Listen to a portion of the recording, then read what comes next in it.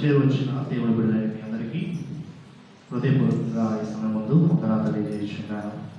ఎంతవరకు పాటలు పాడి ప్రభు నామాన్ని మనము గణపరిచాం. మరి ఈ సమయంలో దేవుని యొక్క వాక్య ధ్యానంలోకి మనము ప్రవేశిద్దాం. ఈ సమయం ముందు బైబిల్ మనం తెలిసినట్లయితే దేవుని యొక్క వాక్య ధ్యానంలోకి మనం వెళ్దాం. ఈరోజు వాక్య సందేశం ప్రతిరోజు దేవుని బిడ్డలైన మనము చేయవలసిన కొన్ని పనులు. మొదటి ధ్యానంలో గడిచిన శనివారం విజ్ఞాపన కోరికల్లో మనము అనుదినము చేయవలసిన పనుల విషయాన్ని మీకు ఒక 5 విషయాలు తెలియజేశాను. గుర్తుందా? ఎన్ని విషయాలు తెలియజేశాను? 5. ఏంటంటే అనుదినం మనం చేస్తున్న పనులు ఏంటంటే వినాలి, చదవాలి, గ్రహించాలి, నేర్చుకోవాలి, తర్వాత చెప్పండి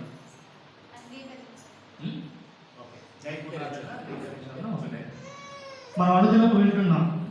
ఏం వినాలనే విషయాన్ని మీకు తెలియజేస్తాను. అనుదినం మనం చదువుతున్నాం. ఏం చదవాలో గడిచిన ఆదివారం మీకు, గడిచిన శనివారం మీకు తెలియజేస్తాను. దాంతో నేర్చుకోవాలి. అనుదినం మనం ఏదో ఒక విషయం నేర్చుకుంటూనే ఉన్నాం. ఓకేనా? సో ఏం నేర్చుకోవాలో మీకు తెలియజేస్తాను. తర్వాత మనం చూసుకోగలిగినట్లయితే ఇంకేంటంటే గ్రహించాలి. అనుదినం మనం ఏదో విషయంలో మనం చేసిన వాటినో చూసిన వాటినో మనం గ్రహిస్తూనే ఉన్నాం. ఏం గ్రహించాలో మీకు తెలియజేస్తాను. తర్వాత ఏం చెప్పాను చివరికంటే గైకొనాలి లేదా అంగీకరించాలి. ఏం గైకొనాలి? మనం అనుదినం కొన్ని విషయాలు గైకుంటున్నాం కదా. సో ఇప్పుడు మరొక రెండో భాగంలోకి మనం వెళ్ళినట్లయితే అనుదినం మనం చేయవలసిన కొన్ని పనులు, ప్రాముఖ్యంగా దేవుని బిడ్డలైన మనము దేవునికి సమీపంగా చేరాలంటే, దేవుని యొక్క హృదయానికి మనం హత్తుకుని జీవించాలంటే, ఆనాటి దినాల్లో దేవుని యొక్క ప్రజల పట్ల దేవుని యొక్క కనుదృష్టి నిలిచిన విధముగా ఈ రోజుల్లో ఈ దినాల్లో మన పట్ల దేవుని కనుదృష్టి నిలవాలి అంటే ఏం చేయాలి? మనం కొన్ని విషయాలు, మళ్ళీ ఒక 5 విషయాలు మీకు బోధించాలని ఆశపడుచున్నాను. కాబట్టి శ్రద్ధ కలిగి ఆనాటి దినాల్లో యెరూషలేము దేవాలయంలో మళ్ళీ అనేక మంది భక్తులు చేసి ప్రార్థిస్తుండేటప్పుడు ఆ పరలోకము నుండి ఈ లోకానికి, భూలోకానికి అనగా యెరూషలేము దేవాలయంలో ఉన్న వారందరి మీద కూడా ఏం దిగిందట? దేవుని యొక్క ఆత్మ కుమ్మరించబడింది. ఈరోజు మనము కూడా దేవుని సన్నిధికి వస్తున్నాం, దేవుని సన్నిధిలో ప్రార్థిస్తున్నాం, పాటలు పాడుతున్నాం, వాక్యం చదువుతున్నాం, అన్ని చేస్తున్నాము. కానీ మన కుటుంబాల్లో లేదా మన సంఘాల్లో ఇటువంటి కార్యక్రమాలు జరగడం లేదు. కారణం ఏంటంటే మనం ఇంకనూ ఆత్మీయతలో ఫలించలేని వారుగా ఉన్నాం. కాబట్టి ఆత్మీయతలో ఫలించాలంటే కొన్ని విషయాలు మనము ధ్యానం చేయాలి. రండి మరి రెండో భాగంలో మనం చూడగలిగినట్లయితే బైబిల్లో ప్రతి ఒక్కరు కూడా బైబిల్ తెరవండి. బైబిల్ తెరిచినట్లయితే దావీదు కీర్తన 1వ అధ్యాయము 2వ వచనం. జాగ్రత్తగా వినండి. గడిచిన ఆదివారం చెప్పిన మాట ఈ రోజు అడిగితే చెప్పలేకపోతున్నాను. దానికి గల కారణం ఏంటంటే మీరు హృదయం ధర్మశాస్త్రమునందు ఆనందించుచు దివారాత్రము ధ్యానించువాడు ధన్యుడు. జాగ్రత్తగా వినండి. చాలా శ్రేష్టమైన మాట. యెహోవా ధర్మశాస్త్రమునందు ఆనందించుచు, ఏంటంట? యెహోవా ధర్మశాస్త్రమునందు ఆనందించుచు దివారాత్రము దాన్ని ధ్యానించేవాడు. దివారాత్రం ధ్యానించాలంటే ఒక పుస్తకం మనం చదువుకుంటే అది మనకి ఇంట్రెస్ట్ కలిగిస్తేనే మనం చదువుతుంటాం. అంతేనా?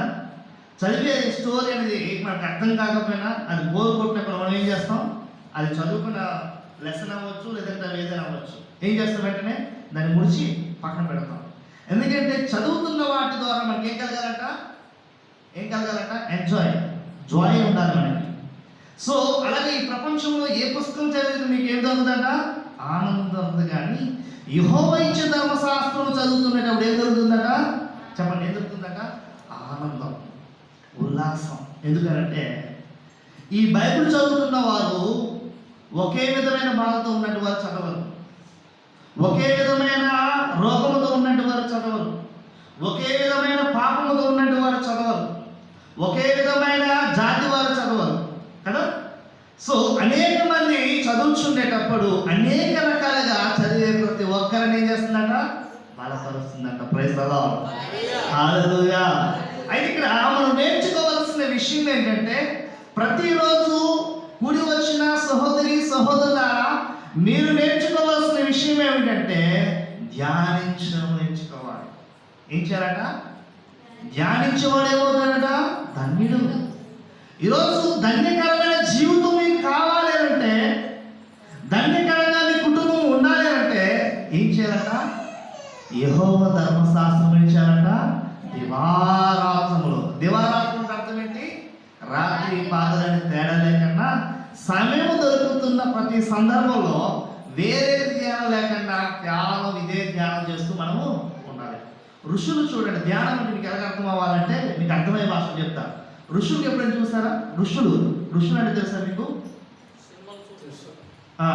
సినిమాలు చూస్తారు కదా, గెడ్డాలు పెంచేసి పైకి చుట్టూ కింద గెడ్డాలు పెంచి వాళ్ళేమో శాస్త్రాంగం పడుకుంటూ వాళ్ళ దగ్గర ఉన్న చెప్ప వాళ్ళు ఏదో ఉంటుందా వాళ్ళకున్న ఏదో సంథింగ్ అది మనకు అనవసరం, ఆ ఉన్నదానికి కళ్ళు మూసుకుంటూ వాళ్ళు ఒకటి లాగా అనుకుంటూ ఆ ప్రతి దానికి ఒక పదాన్ని వాళ్ళు ఏం చేస్తారట ఉచ్చరిస్తూ ధ్యానంలోకి వెళ్తుంటారు. అది ధ్యానం అంటారు. సో ఈరోజు ఎందుకు అటువంటి ధ్యానం కావాలంటే ధ్యానం కలిగి ఉన్నట్టు వాడు దేవునికి చేరుగా ఉంటాడట. Praise the lord. ఎక్కడ చేరుతాడంట? వాడికి దేవునికి సమీపముగా చేర్చబడడానికి అవకాశం దొరుకుతుంది. ఈరోజు మీరు దేవుని చెంతకి చేరాలి, దేవుని కరుణిలోకి వెళ్ళాలి, దేవుని యొక్క దృష్టిలోకి వెళ్ళాలి, దేవుని యొక్క బహుబలమైన హస్తం కింద మీరు వెళ్ళాలంటే సమయం దొరికే ప్రతిసారి. ఋషుల కంటే పిల్లలు ఉండరు, భార్య ఉండరు, కుటుంబం ఉండదు, బాధ్యత ఉండదు కాబట్టి వాళ్ళు 24 hours ఏం చేస్తారు? వాళ్ళు ధ్యానంలోనే ఉంటారు. బట్ మనకి సొసైటీలో దేవుడు ఇచ్చిన వాగ్దానం ప్రకారం, దేవుడు ఇచ్చిన వాక్యం ప్రకారంగా నరుడు ఒంటరిగా ఉండట మంచిది కాదు. వారు జతపరచబడి వివాహం చేయబడి ఫలించుడయ్యే దేవుని యొక్క చిత్తం. దేవుని ఉద్దేశం ఏంటంటే మానవుడు ఫలించాలి. సో మనం ఫలించబడ్డానికి వరకు మనం చేయబడ్డాం. జత చేయబడిన తర్వాత ఇద్దరుగా ఉన్నట్టు వారు ముగ్గురు ఉన్నట్టు నలుగురుగా మనం సమకూర్చబడ్డాం. కాబట్టి మనం 24 గంటలు ధ్యానం చేయడం అవుతుందా? ధ్యానం చేయడం అవుతుంది. ఎప్పుడు అంటే మీ కుటుంబాన్ని పోషించుకోవడానికి తగ్గ మీ పరిపాలన చేసిన తర్వాత, మీ గృహానికి వచ్చిన తర్వాత వ్యర్థమైన సందర్శన, ముసలమ్మ ముచ్చట్లు కట్టిపెట్టి పరిశుద్ధ గ్రంథాన్ని చేతపట్టి ఇంటింటా కలుపు కట్టి యేసయ్యా ఓసే చెప్పమ్మా ఏం చేయాలట? స్త్రీలే కాదు పురుషులు కూడా మాట వర్తిస్తుంది. సమయము మన పనులు, మన కుటుంబాన్ని పోషించుకోవడానికి చేయవలసిన ఉద్యోగం అవ్వచ్చు, వ్యాపారం అవ్వచ్చు, పనిపాట్లు అవ్వచ్చు, మీరు చేసి వచ్చిన తర్వాత సమయం దొరుకుతుంది. ఆ సమయం మనం ఏం చేస్తుంటాం? మన వీధుల్లో ఉన్న రచ్చబండలు ఉంటాయి కదా, ఆ రచ్చబండలు కూర్చోవడం, రోడ్డు సైడ్లో కూర్చోవడం, లేదా ఇంకే వగరా కార్యక్రమాల్లో మనము నిలయమైపోతుంటాం. సో అలా నిలయమైపోకుండా దేవుని యొక్క సన్నిధిలోకి రాకలేకపోయినా మీ గృహాల్లో మీరు కాలు చేతులు పడుకొని స్నానం చేసుకొని మీరు కొంత సమయాన్ని దేవునికి ఇవ్వగలిగినప్పుడు ఆ సమయము ఎలా ఉండాలన్నా ధ్యానంలో ఎటువంటి డిస్టర్బెన్స్ లేకుండా నిలవైపోవాలి. దేవుని యొక్క ముఖ దర్శనం చూసేంతగా నువ్వు ఫీల్ అవ్వాలి. ఆ రీతిలో మనము ధ్యానంలోకి వెళ్ళాలి. నెంబర్ 1, ప్రతిరోజు మనం చేయవలసిన పని ఏంటంట చెప్పండి? ధ్యానం చేయాలి. ఏం ధ్యానం చేయాలి? దేవుని యొక్క వాక్యాన్ని మనం ధ్యానం చేయాలి. వింటున్నావా? జాగ్రత్తగా విను. రెండో విషయానికి వస్తే రండి. 2 తిమోతి రాసిన పత్రిక 2వ అధ్యాయము 7వ వచనం.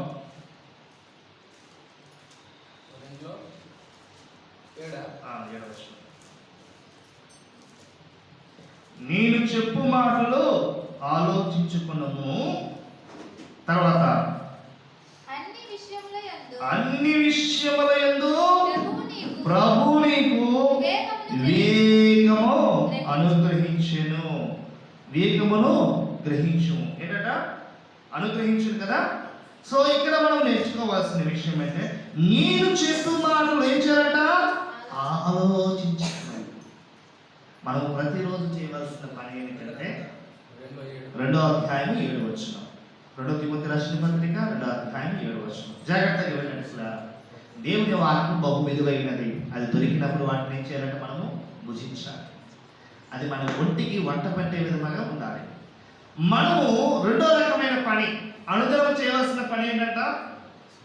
ఇది చేయాలి, ఆలోచించాలి. ఏం ఆలోచించాలి? భర్త చెప్పిన మాటలు ఆలోచించాలో, భార్య చెప్పిన మాటలు ఆలోచించాలో, సమాజం చెప్పిన మాటలు ఆలోచించడం కాదు. ఒకవేళ ఆదివారం దినాన నువ్వు దేవుని సన్నిధికి వచ్చేటప్పుడు, దేవుని వాక్యం నీతో మాట్లాడేటప్పుడు, ఆ వాక్యం విన్న నువ్వు, రాసుకున్న నువ్వు, చదివిన నువ్వు, నీ గృహానికి వెళ్ళిన తర్వాత ఆ మాటలు ఉన్న సారాంశాన్ని నువ్వు ఆలోచించాలి. ఆ మాటలు ఉన్న లోతును ఆలోచించాలి. ఆ మాటలు ఉన్న ఆ యొక్క మర్మమాన్ని ఆలోచించాలి. ఆలోచించాలి. ఆలోచించగలిగినప్పుడు ఏంటంటే అన్ని విషయములందు దేవునికి ఏం చేస్తాడట? వివేకమును అనుగ్రహించు. వివేకమును అనుగ్రహించు. జ్ఞానము, బుద్ధి, జ్ఞానము, సర్వసంపదలు ఎవరి యొద్ద ఉన్నాయట? దేవుని యొక్క గుప్తమై ఉన్నాయి. నీకేం కావాలో మీరు అడుగుడు, నేను మీకు ఇస్తాను అంటున్నాను. అయితే ఈరోజు మనకందరికీ కూడా బుద్ధి ఉంది, మనకందరికీ జ్ఞానం ఉంది, మనకందరికీ వివేకం ఉంది. ఆ జ్ఞానం బుద్ధి దేనికి సంబంధించిందంటే ఈ లోకపరమైన ఎస్కేప్ అవ్వడానికి, లేదంటే అక్కడ కనబడి అక్కడ దూరం మాయమవడానికి, లేదంటే ఒకరి దగ్గర నుంచి ఇంకోటి దగ్గర పొందుకోవడానికి కోసం కావాల్సిన అన్ని చిటకాల మందరూ బోల్డ్ గుప్తమై ఉన్నాయి. కానీ ఈ చిటకాల వలన దేవుడి రాజ్యంలో నువ్వు అడుగు పెట్టలేవు. పెట్టగలమా? ఇడేమంటున్నాడు? మొదటిగా ఏం చేయమంటున్నాడట? ధ్యానించాలి. రెండోది ఏం చేయమంటున్నాడు? ఆలోచించుకును. ఆలోచించాలి. ఉదయం ప్రారంభము. మనం ఉదయం మన యొక్క పడక మీద లేచేటప్పుడు మనం ఏం ఆలోచించాలంట? గడిచిన దినం నేను నా పడక మీదకి ఎక్కేటప్పుడు ప్రార్థన చేస్తాను. ప్రభువా, నీ చిత్తమైతే, నీకు ఇష్టమైతే రేపటి దినం నాకు చూచుటకు కృప దయచేయి అని నేను ప్రార్థించాను. నేను ప్రార్థించిన రీతిగా దేవుడు ఈ ఉదయకాలం నిన్ను చూచుటకు నాకు కృప చూపించాను. మొదటిగా మనం ఆలోచించాల్సిన విషయం ఏంటంటే, మనము ఒక దినాన్ని మనం బ్రతకగలిగాము. ఈ రోజు మనం బ్రతికున్నామంటే దానికి గల కారణం ఎవరైనా ఆలోచించాలి. ఎస్, మనం నివసించే గృహాన్ని బట్టి మనం బ్రతకలేదు, మనం తింటే తిండిని బట్టి మనం బ్రతకలేదు, మనం పట్టుకున్న ఆ గొడవలు బట్టి మనం బ్రతకలేదు, మన తల్లిదండ్రులు బట్టి మనం బ్రతుకుండలే. ఎవరిని బట్టి బ్రతుకున్నామంట? దేవుని కృపను బట్టి మనం బ్రతుకున్నాం. మనం మొదటిగా ఆలోచించాల్సిన, ఉదయంలో ప్రారంభంలో మనం ఆలోచించాల్సిన విషయం ఏంటంటే, ప్రభువా, గడిచిన కాలంలో, గడిచిన దినము రాత్రి నేను ప్రార్థించింది ఈ దినము నన్ను చూచుటకు కృప చూపించాను. మళ్ళీ ఏమో ఆలోచించాలి? ఇది మొదలుకొని ఏ విషయంలోనైనాను, ఏ విధమైనను, ఏ రకమైనను నీ నామానికి అవమానకరంగా బ్రతికే బ్రతుకు నాకు లేకుండా జాగ్రత్తగా జీవించే భాగ్యం దయచేయని ఆలోచించాలి. ఆలోచించాలా లేదా? ఆలోచించే వారికి ఏముంటుందట? ధన్యుడవుతాడట. ఎవరైతే ఆలోచిస్తారో ఆ విధంగా, నేను మాట్లాడే మాట నీకు మహింకరంగా ఉండాలి, నేను చూసే చూపు మహింకరంగా ఉండాలి, నడిచే నడవడిక మహింకర, నా సాక్ష్యం నీ నామానికి మహిమార్థంగా ఉండాలని ఎవరైతే ఆలోచిస్తారో మరేమవుతుంది చెప్పండి? ధన్యులవుతారు. రెండు విషయాలు చెప్పారు. రెండు మనం చేయాల్సిన పని ఏంటంట? కానీ మనం ఏం ఆలోచిస్తాం చెప్పండి? ఈరోజు ఎక్కడికి వెళ్తే బాగుంటుంది, ఈరోజు ఏ కూర వండితే బాగుంటుంది, ఈరోజు ఏ వస్త్రాలు ధరించుకుంటే బాగుంటుంది ఆలోచిస్తాం కదా? చెప్పండి, పర్లేదు. మినిమం మన ఆలోచన ఇదే కదా. అంతేనికి నేను అక్కడ చెప్పి తప్పంటారా? మీరు అంత ఉప్పు అనుకున్నా నేను ఆలోచించేదే. ఈరోజు వేసుకున్న బట్టలు, ఈ బట్టల కంటే మరి ఒక జత వేసుకుంటే బాగుంటుంది అనే ఫీలింగ్. ఎందుకంటే నేను వేసుకున్న బట్టలు ఆల్రెడీ అందరూ చూస్తారు కాబట్టి, మరలా వేసుకున్నాను అనుకో, ఇది స్నానం చేస్తారు లేదనుకుంటారు కాబట్టి, మరి ఇంకో కొత్త డ్రెస్ వేసుకుంటే నేను స్నానం చేయకపోయినా ఆ డ్రెస్ని బట్టి ఓకే మీరు స్నానం చేస్తాడు అని అనుకుంటారు. నా చిట్కాలు ఇవన్నీ. సో ఇది చూసేది నా ఒంట్లో మురుగున్న వాళ్ళది, నాకున్న గొప్ప వాసన ఎవరు చూడరు, నా వస్త్రాభారం చూసి ఎస్ మీరు స్నానం చేస్తారు. సో ఇటువంటి ఆలోచనలు కాదు మనము పెట్టుకోవాల్సింది. ఏంటంటే మన ఆలోచన గడిచిన దినము కంటే ఈ దినము మరుగైన స్థితిలో మనం ఉండాలి. గడిచిన దేవునికి మనం ఏదైనా నొప్పి కలిగించే విషయాలు మనం ఏమైనా చేశామో, నొప్పి కలిగించే పనులు మనం ఏమైనా చేస్తామని ఆలోచించి గడిచిన దినంలాగా ఈ దినం ఉండకూడదని ప్రేరేపణ మన హృదయంలో కలగాలి. రెండు విషయాలు చెప్పాను. మూడో విషయానికి వస్తే ద్వితీయోపదేశ కాండము, పాత నిబంధన కాలం వద్దాం చూడండి. ద్వితీయోపదేశ కాండము 6వ అధ్యాయము 7వ వచనం. ద్వితీయోపదేశ కాండము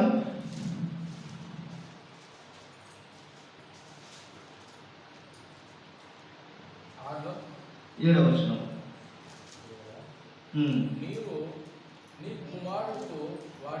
నీవు నీ కుమారులకు వాటిని అభ్యాసింపజేసి నీ ఇంట కూర్చున్నప్పుడును, త్రోవ నడిచినప్పుడును, పడుకుంటున్నప్పుడును, లేచినప్పుడును వాటిని గూర్చి మాట్లాడవలను. సూచనగా వాటిని నీ చేతికి కట్టుకొనవలను.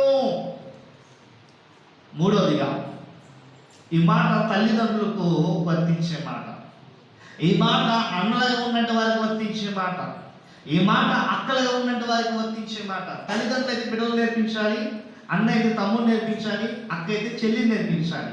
ఏం నేర్పించాలని అక్కడ రాయబడింది? నీవు నీ కుమారులకు వాటిని అభ్యాసింపజేసి నీ ఇంట కూర్చున్నప్పుడును, త్రోవలో నడిచినప్పుడును, పడుకున్నప్పుడును, లేచినప్పుడును వాటిని కూర్చి మాట్లాడవలను. ఏటి కూర్చి మాట్లాడాలంటే అక్కడ చూడండి 4వ వచనం, ఇశ్రాయేలు వినుము, మన దేవుడైన యెహోవా అద్వితీయుడవు యెహోవా, నీ పూర్ణ హృదయముతోనూ, నీ పూర్ణ ఆత్మతోనూ, నీ పూర్ణ శక్తితోనూ నీ దేవుడైన యెహోవాను ప్రేమింపవలను.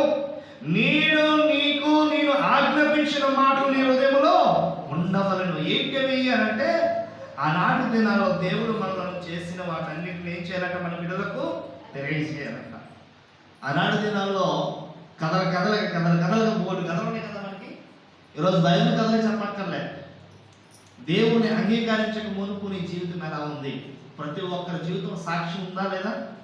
నేను ఎలా ఉన్నానో నాకు సాక్ష్యం ఉంది. నువ్వెలా ఉన్నావో నీకు ఒక సాక్ష్యం ఉంది. నీ పక్కింటి వాళ్ళు ఎలా ఉన్నారో నీకు ఒక సాక్ష్యం ఉంది. ఇప్పుడు ఈ వీటి సాక్ష్యాన్ని ఈ బిడ్డకు తెలియజేయాలి. అరే నాన్న, ఒకప్పుడు నేను పక్కా తాగుచ్చేవాడు. ఎక్కడ తాగి ఎక్కడ పడుకునేవాడినో నాకు తెలియదురా. నేను తాగి ఇంట్లో ఈ వీధిలోకి వస్తే వీధంతా కూడా తలుపు మూసుకొని డోర్లు మూసుకొని ఉండేవారు. అంత గోడ చేసేవాడు రా. అని నాటి దినము నేను ఎక్కడ తాగి పడుకోకన్నా, తాగి ఎక్కడ వాడకన్నా ఈరోజు ఇంట్లోకి వచ్చి మీతో పాటు సౌఖ్యంగా సుఖంగా కూర్చొని మీతో పాటు నేను జీవించగలుగుతున్నంటే దీనికి గల కారణము దేవునికి వాక్యం అని ఒక సాక్ష్యం. ఇది మన బిడ్డలు చెప్పాల్సిన అవసరం ఉందా లేదా? ఒకప్పుడు బిడ్డల కొరకు నేను ఎంతగో తల్లి ఒక బిడ్డతో చెప్పుకోవాల్సిన విషయం. నేను కనడం కోసము తిరగని హాస్పిటల్ లేవు, తిరగని మందులు లేవు, నువ్వు నా కడుపులో పుట్టడానికి కొరకు పడ్డానికి కొరకు నేను కనడానికి కొరకు ఎన్ని నెలలు ఎన్ని దినాలు నేను కన్నీరు కాచాను, ఉపవాసం ఉన్నానో లెక్కలేదురా. దేవుడని వాడు కరుణిస్తే, దేవుడని వాడు వాగ్దానం చేస్తే ఆ వాగ్దానం ప్రకారంగా పుట్టినట్టు వాడు రా నువ్వు అని తల్లి చెప్పుకోవడానికి లేదు. మీ జీవితాన్ని సాక్ష్యాలు చెప్పుకోవడానికి అంత గొప్ప కాకపోతే బైబిల్లో అనేకమైన సాక్ష్యాలు దేవుడి కోసం. ఒకవైపు ఇశ్రాయేలు ప్రజల్ని ఐగుప్తు దేశము తరుముకుంటూ వస్తుంటే వారు ముందున్నా కూడా వారికి కనబడకుండా దేవుడు గొప్ప కార్యం చేశాడు. ఏం కార్యం చేశాడట? కనుమొప్పు కలుగు చేశాడు. ముందున్న ప్రజలకు కూడా ఇశ్రాయేలు ప్రజలు కానుకోలేకపోయారు. ఎర్ర సముద్రమును దాటకపోతే వీళ్ళు ఇక్కడ చంపేస్తున్న సందర్భంలో మోషే యొక్క వ్యక్తి చేత ఆ కర్రని ఎర్ర సముద్రంతో కొట్టగా 2 పాయలుగా చీలిపోయిందిరా నాన్న. చీలిపోయిన పాయల మీద 6 నేల మీద ఇశ్రాయేలు ప్రజలందరూ నడుచుకుంటూ ఆ యొక్క ఎర్ర సముద్రం దాటారా. దాటిన తర్వాత ఈ యొక్క ఐగుప్తు ప్రజలు ఆ యొక్క సముద్రంలో దిగేసరికి 2 పాయలు ఉన్న సముద్రమును మళ్ళా కలిపేసరికి ఆ ఇశ్రాయేలు ప్రజలందరూ కూడా ఏమైపోయారట? మరణించారు. దీనికి చదువు అవసరం లేదు. చదువు కావాలా? వినగలిగేది నేర్చుకున్నది నీ బిడ్డలకు ఏం చేయాలట? అభ్యాసింపజేయాలట. దాని కొరకు నేర్పించాలట. దేవుని యొక్క ప్రేమ కోసం నేర్పించాలి, దేవుని త్యాగం కొరకు నేర్పించాలి, దేవుని కోపం కోసం తెలియజేయాలి. వీటన్నిటిని మనం ఎప్పుడైతే బిడ్డలకు తెలియజేస్తామో బిడ్డలు ఏమవుతారట? బాలులు నడవలసిన త్రోవలు వారికి ఏం చేయాలట? నేర్పించము. వారు పెద్ద అయిన తర్వాత వాటి నుండి చాలా మంది తల్లిదండ్రులు బిడ్డలు చదువుకోవాల్సిన స్టేజ్లో వాళ్ళకంటే ప్రైమరీ స్టేజ్లోనే వాళ్ళకి కొన్ని క్రమశిక్షణ నేర్పించాలి. కానీ వీళ్ళు ఏం చేస్తారు? చిన్న పిల్లల నుండి మనం వృద్ధికూడదు, చిన్న పిల్లల నుండి వారికి అన్ని మనము రిస్ట్రిక్షన్స్ పెట్టకూడదు. ఎందుకంటే వాళ్ళు ఈ వయసులో ఆడుకోవాల్సిన వారు, ఈ వయసులో తిరగాల్సిన వారు, ఈ వయసులో ఇప్పుడిప్పుడే మాట్లాడుతున్న మాటలు వినగలిగే సొంపుగా వాళ్ళు ఎంత దరిద్రంగా మాట్లాడారు, వినగలిగే మాటలు మురిచిపోయిన తల్లిదండ్రులు చాలా మంది అన్నారు. అయితే ఎప్పుడు నేర్పిస్తారంటే వీళ్ళు అందులో మునిగి తేలిపోయిన తర్వాత చెప్తుంటారు, ఒరే బాబు ఇక్కడికి వెళ్ళకూడదు, ఓరమ్మ ఇది చేయకూడదు, అదమ్మ అది ఎక్కడికి వెళ్ళకూడదు, ఇక్కడికి వెళ్ళకూడదు అంటే వెళ్తారా? ఎక్కడ ఉండగలరా? ఎందుకు చేస్తా? ఆల్రెడీ వాడు ఏమైపోయినాడట?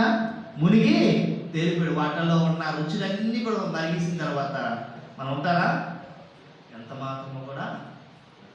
కాబట్టి పిల్లరా, మనము ప్రతిరోజు చేయవలసిన పనులు మనము చేయాలి, మనకున్న బిడ్డల కొరకు చేయించాలి. ఏంటంటే మొదలుగా చెప్పండి, మనము ధ్యానించాలి, మన బిడ్డలను కూడా ధ్యానంలోన పెట్టాలి. ఏ ధ్యానంలో పెట్టాలి? నువ్వు ప్రార్థన, కుటుంబ ప్రార్థన కూర్చుంటే ఇప్పుడు బిడ్డలే కదా వాళ్ళు వెళ్ళలే, నేను నా భార్యతో కలిసి ప్రార్థన చేసుకుంటామంటే సరిపోతుంది. నీతో పాటు నీ భార్యతో పాటు నీకున్న ఒక కూతురైనా, నీకున్న ఒక కొడుకైనా, లేదా కొడుకు కూతురు ఉన్నా కూడా మీతో పాటు వాళ్ళకి ప్రార్థన చేయడం రాకపోయినా కూడా వినగలిగే చెవులు వారు లేకపోయినా కూడా వాళ్ళు ఏం చేయాలి? అభ్యాసం అంటే ఏంటి? అలవాటు ఏంటా? Practice, exercise. వాళ్ళకి మనము అలవాటు చేయడం ప్రారంభిస్తే ఒకనొక దినం వచ్చేసరికి వారు మీతో పాటు కూడా వారి యొక్క స్వరాలు మీతో పాటు కూడా ఏం చేస్తారంటే విని విని విని విని అది ఏమవుతుందో మరి వీళ్ళు నన్ను వదిలేటట్టుగా లేదు, వీళ్ళతో పాటు నేను కూడా ప్రార్థన చేయాల్సిన వాడిని అని చెప్పి మీతో పాటు ప్రార్థన చేయడం, పాటలు పాడడం, వాక్యం చదవడం వారు చేస్తారు. రెండోది ఏం చేయాలంట అమ్మా? ఏం చేయాలమ్మా? ప్రభుత్వం ఏం చేయాలి? మొదటిగా ధ్యానం చేయాలి. రెండోది ఏం చేయాలంట? ఆలోచించాలి. దేవుని యొక్క ధర్మశాస్త్రము మన కొరకు ఏం చెప్తుంది, ఏం చేస్తుంది, దానివల్ల మనం నడుచుకుంటే మనకు వచ్చే ప్రయోజనం ఏంటి, ఆ వాక్య ప్రకారం నడుచుకోకపోతే మనకు కలిగే నష్టం ఏంటి అనే విషయాన్ని మనము ఆలోచన చేయాలి. ఆలోచన ఎవరు చేయాలంటే ఎవరు వాదన చేసుకోవాలి. ఇప్పుడు నేను ఆలోచన చేయను, నా కొరకు నువ్వు ఆలోచన చేస్తాను, నేను ప్రయోజనం ఉందా? ఉందా? ఆలోచన చేస్తావు. మా పాస్టర్ గారి పరిస్థితి ఏంటి, ఆయన తిన్నారా ఉన్నారా అనుకుంటే నువ్వు అనుకుంటే సరిపోతుంది. నువ్వు తిన్నారా ఉన్నారంటే నాకు తినేస్తాను ఉంటున్నానా? నా కొరకు నేను ఆలోచించుకోవాలి.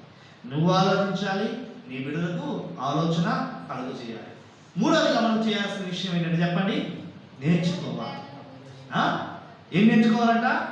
దేవుని యొక్క వాక్యాన్ని, దేవుని యొక్క ధర్మశాస్త్రాన్ని, దేవుని యొక్క ఆజ్ఞలను, దేవుని యొక్క కట్టడలను ఏం చేయాలంటే మనము నేర్చుకునే వారంగా ఉండాలి.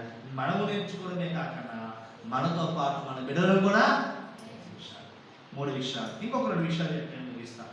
2 తిమోతి రాసిన పత్రిక చాలా చక్కగా ప్రతి పదం మీకు అర్థమయ్యే భాషలో చెప్తారు. ఎందుకో తెలుసా? నేర్చుకోవాలని. సో జాగ్రత్తగా విని నేర్చుకోవాల్సిందిగా మనం చేయించున్నాను. 2 తిమోతి రాసిన పత్రిక 4వ అధ్యాయము 2వ వచనం మనం చూద్దాం. వాక్యమును ప్రకటించుము, సమయమందును అసమయమందును ప్రయాసపడము. అక్కడ కాదు, వాక్యమును ప్రకటించాలంట. మనం ఏం చేస్తాం? ప్రకటిస్తున్నాం. ఎప్పుడు? సమయమందే మనం ప్రకటిస్తున్నాం. కానీ దేవుడి వాక్యం ఏం చేస్తుందంట? సమయమందును అసమయమందును కూడా మనం ఏం చేయాలంట? దేవుడి యొక్క వాక్యాన్ని ప్రకటించాలి. ప్రకటించము, సంపూర్ణమైన దీర్ఘ శాంతముతో ఉపదేశించుచు, ఖండించుచు, గద్దించుచు బుద్ధి చెప్పుము.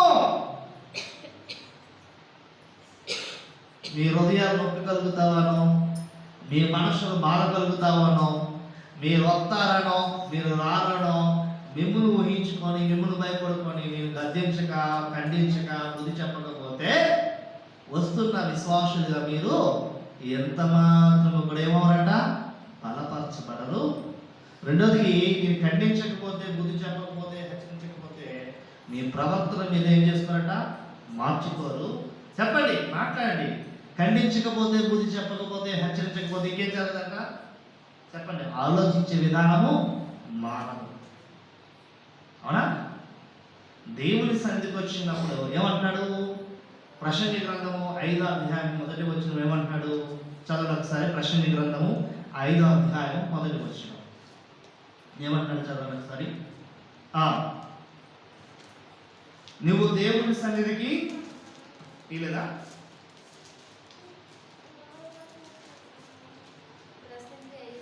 5వ అధ్యాయం 1వ వచనం.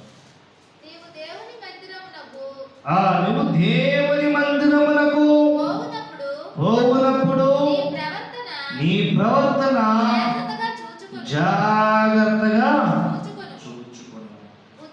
చాలు జాగ్రత్తగా విందాం. ఎక్కడ పోవునప్పుడు అంట? దేవుని మందిరం. ఇంటి నుండి బయలుదేరేటప్పుడు ఎక్కడికి వెళ్తున్నామనే ఆలోచన మనకు ఉంటుంది. చెప్పండి, మాట్లాడండి. దేవుని మందిరం. దేవుని మందిరానికి వెళ్ళేటప్పుడు మనం ఎలా ఉండాలంట? జాగ్రత్తగా ఉండాలి. ఎందుకు జాగ్రత్తగా ఉండాలంటే మనం వెళ్ళేవాడు సాధారణమైన వ్యక్తి కాదు, అసాధారణమైన వ్యక్తి.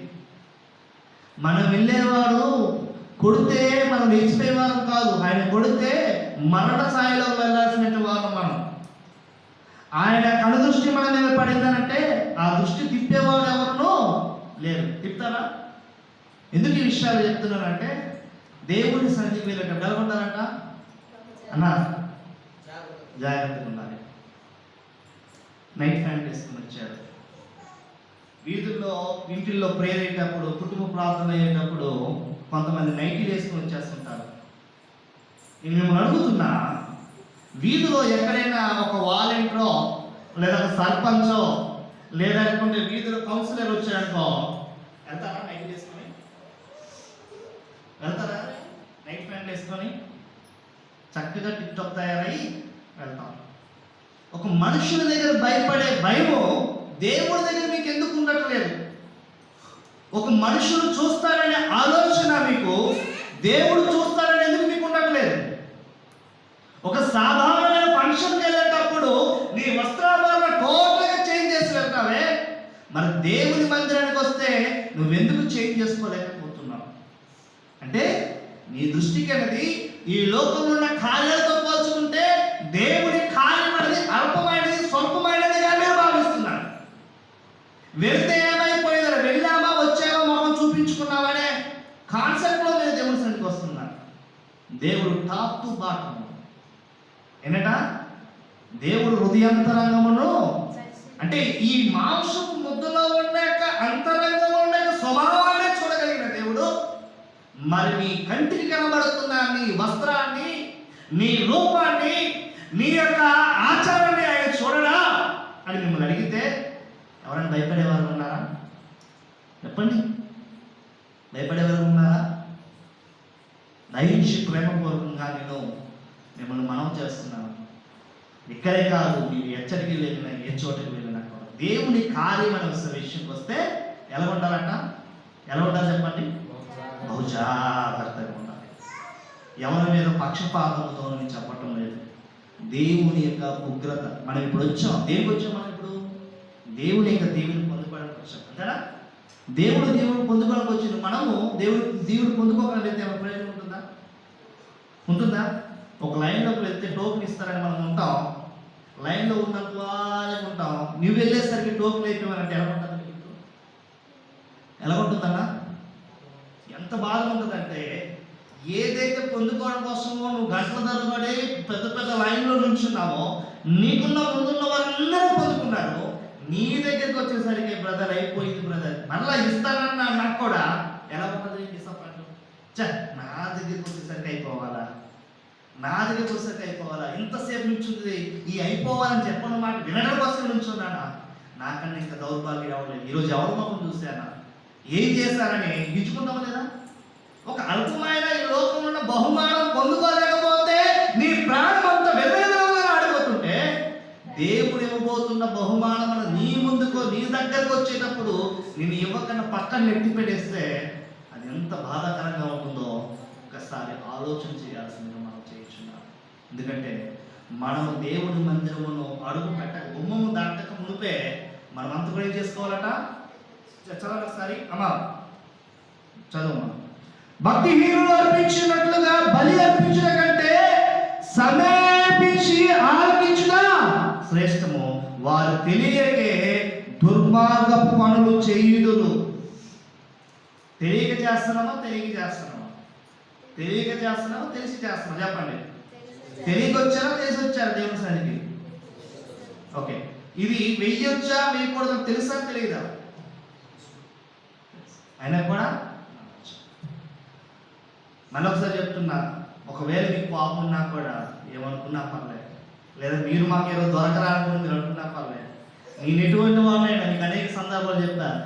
నేను ఒక వ్యభిచారం అవ్వచ్చు, నేను ఒక కూనికరణ అవ్వచ్చు, ఒక దొంగన అవ్వచ్చు, కానీ దేవుడు నాకు ఇచ్చిన ఆధిక్యతను బట్టి నేను మీ అందరికీ తండ్రి పాత్రను పోషిస్తున్నాను. కాబట్టి నా బిడ్డలైన మీరు నాకంటే శ్రేష్టమైన వారుగా, నాకంటే ఒక మెట్టు ఎప్పుడు కూడా అవసరమైతే మీరే చెప్పేవారుగా ఉండాలి. ఇది నువ్వు సరి చేసుకో, ఇది నువ్వు చూసుకో, అది నువ్వు చూసుకోండి. అలా నువ్వు ఎప్పుడైతే నువ్వు చెప్తుంటావో ఆ విన్న తండ్రి హృదయం ఎంతగా పులకరిస్తుందో తెలుసా? ఎందుకంటే నా బిడ్డ ఏమయ్యారట? మెచ్యూరిటీ ఏజ్లోకి వచ్చేస్తాడు. అవునా? ఇప్పుడు ఒక బిడ్డ అనేవాడు తండ్రికి ఇది చేయాలి అని చెప్పాడంటే తండ్రి సంతోషిస్తాడా దుఃఖిస్తాడా? మాట్లాడండి, సంతోషిస్తారా? ఇప్పుడు రాకేష్ అని నీకు ఏదో చెప్పాను కదా, నువ్వు నాకు చెప్పినంత రోడ్డు అని అనుకుంటావా? లేదా నాకు చెప్పే స్టేజ్ నా కొడుకు ఎదిగాడు, మంచి చెడు గ్రహిస్తున్నాను సంతోషిస్తావా? ఎస్, నేను కూడా అదే విధంగా మీ దగ్గర నుంచి పొందుకోవాలని ఆశపడచ్చు. ఎన్ని విషయాలు చెప్పాను ఇప్పుడు? ఇక్కడ మనం చూడగలిగినట్లయితే నాలుగోదిగా మనం చూడగలిగినట్లయితే ఏమన్నాడంట? ప్రకటించుము. ఏం చేయాలంట? మనం అనుదినము కూడా దేవుని యొక్క వాక్యమును సమయమందును అసమయమందును. సమయం అంటే ఫ్రీగా ఉండేటప్పుడు, అసమయం అంటే ఏంటంటే డ్రైవింగ్ చేస్తుండేటప్పుడు పక్కన ఎవరు లిఫ్ట్ ఇచ్చామనుకో, అది అసమయం కదా. ఆ సమయంలో కూడా దేవుని వాక్యాన్ని బోధించు. లేదా నువ్వు బస్సు మీద ప్రయాణిస్తుంటే నీ పక్కన ఎవరు కూర్చున్నారు అనుకో, అది సమయమా? కాదు, అసమయం. అయినా కూడా అసమయం ఏం చేయాలంట? దేవుని యొక్క వాక్యం 2-3 మాటలు మనకు ఏదో ఎత్తి పడేయడమే. లేదా నువ్వు కోతకి వెళ్ళావు, కోత కోస్తుంటావు, అందరితో పాటు నడుము నువ్వు ఉంచేటప్పుడు నీ పక్కన నడుము ఉంచేటప్పుడు వారితో కూడా నీ వాక్యాన్ని ఎత్తుతుండాలి. అది అసమయమందు చేయవలసిన పని. అందుకే అంటున్నాడు, సమయమందును అసమయమందును కూడా ఏం చేయాలంట? వాక్యమును ప్రకటించాలంట. నాలుగోదిగా మనం చేయవలసిన పని, దేవుని బిడ్డలైన మనము ఈ లోకంలో ఉన్న వారితో మనకు అనవసరం, వారితో మనం ఏమాత్రం కూడా మన పోలిక మనకు అనవసరం. ఎందుకంటే దేవుడు ఈ లోకంలో మనం ఏం చేశాడంట? ప్రత్యేకించాడు. మనం ఎప్పుడు కూడా ప్రత్యేకంగా ఉండాలి. మన తలంపు ప్రత్యేకంగా ఉండాలి, మన యొక్క క్రియలు ప్రత్యేకంగా ఉండాలి, మన యొక్క నిర్ణయాలు ప్రత్యేకంగా ఉండాలి. మనం డిఫరెంట్, ఎప్పుడు ఏ కోణంలో చూసినప్పుడు మనం డిఫరెంట్గా కనబడాలి. ఎందుకంటే దేవుడు అలా ఉండడానికి మనల్ని ఎన్నుకున్నాడు. 4 విషయాలు చెప్పి 5వ విషయం చెప్పి ముగిస్తాను. తీతుకు రాసిన పత్రిక 2వ అధ్యాయము 5వ వచనం మనము ధ్యానం చేద్దాం. తీతుకు రాసిన పత్రిక 2వ అధ్యాయము 5వ వచనం మనము ధ్యానం చేద్దాం. చదవమ్మా. 3వ వచనం చదువుకొచ్చామ్మా. అలాగనే వృద్ధ స్త్రీలు కొండి కత్తులను మిగిలిన మద్యపాన శక్తులునై ఉండక ప్రవర్తన యందు భయభక్తులు గలవారై యున్నవలననియు దేవుని వాక్యము దూషింపబడకుండానట్లు. ఏనట? దేవుని యొక్క వాక్యము దూషింపబడకుండానట్లు యవ్వన స్త్రీలు తమ భర్తలకు లోబడి ఉండి తమ భర్తలను శిశువులను ప్రేమించుచు వారు స్వస్థ బుద్ధి గల వారును పవిత్రులను ఇంట ఉండి పని చేసుకుని వారును మంచి వారునై ఉండవలనని బుద్ధి చెప్పుచు మంచి ఉపదేశము చేయవారునై ఉండవలనని బోధించుము. ఏమని బోధించారట? చివరి మాట, మంచి ఉపదేశము చేయవారునై ఉండవలనని వారిని చేరట బోధించారట. అర్థమైందా? ఈ యొక్క 3 వచనాల కాన్సెప్ట్ మళ్ళొకసారి చూద్దాం, స్లోగా చదువుతాం, చాలా స్లోగా చదువుతాం. అలాగనే వృద్ధ స్త్రీలు కొండి కత్తులను మిగుల మద్యపానాశక్తులై, అంటే అక్కడ 6వ వచనం రాయబడింది కదా, మద్యపానము వలన వర్షపరచుకొనబడిన వారై. ఓకేనా? సో ఇక్కడ మనం చూసుకోగలిగినట్లయితే అంటున్నాడు, మళ్ళీ చదవమ్మా. ఉండక ప్రవర్తన యందు భయభక్తు గల వారై ఉండవలననియు. దేనికి భయభక్తులు కలిగి ఉండాలంట? ప్రవర్తన యందు. ప్రవర్తన అంటే ఒక్కదానికి సంబంధించింది కదా, అన్నింటికి దానికి సంకేతన. భయభక్తి గల వారై ఉన్నట్లు యవ్వన స్త్రీలు. ఏంటంటే యవ్వన స్త్రీలు యవ్వన స్త్రీలు తమ భర్తలకు లోబడి ఉండి. ఏం చేయాలండి? మీరు మీ భర్తలకు లోబడి ఉండాలి. దేవుని వాక్యం నేర్పించే మొదటి విషయం. తమ భర్తలను శిశువులను ప్రేమించు వారును. రెండోదిగా లోబడి వారు ఉండాలి. రెండోదిగా భర్తలకు తమ బిడ్డలకు ప్రేమించేవారుగా ఉండాలి. స్వస్థ బుద్ధి గల వారును పవిత్రులను ఇంట ఉండి, స్వస్థ బుద్ధి గల వారును పవిత్రులుగా ఉండి ఇంట్లో ఉండి ఎలా ఉంటారంట? సోమరతనంగా ఉన్న మన దేవుని వాక్యం చదవట్లే. ఏం చేయమంటున్నారంట? పని చేసుకున్న వారై ఉండి బుద్ధి చెప్పొచ్చు. మంచి ఉపదేశము చేయవారునై.